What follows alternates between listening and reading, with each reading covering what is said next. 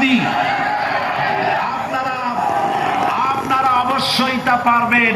আমি 100% বিশ্বাস করি ইনশাআল্লাহ।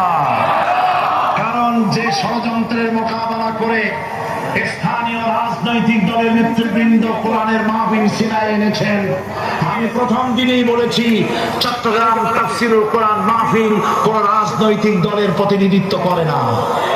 এটা কোন জামাত শিবিরের একক সম্পদ নয়, এটা চট্টগ্রামের মুসলমানদের কলিজার টুকরা তাফসীরের মাহফিল।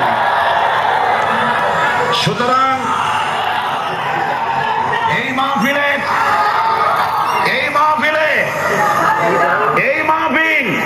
চট্টগ্রামে থাকবে ইনশাআল্লাহ কিয়ামত পর্যন্ত।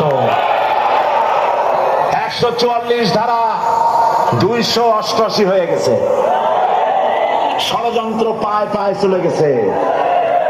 আমি ওই সব ছেলেদের বলি, সরকারি দলের ছাত্র হইয়া মুসলমানদের বিপক্ষে যাইও না।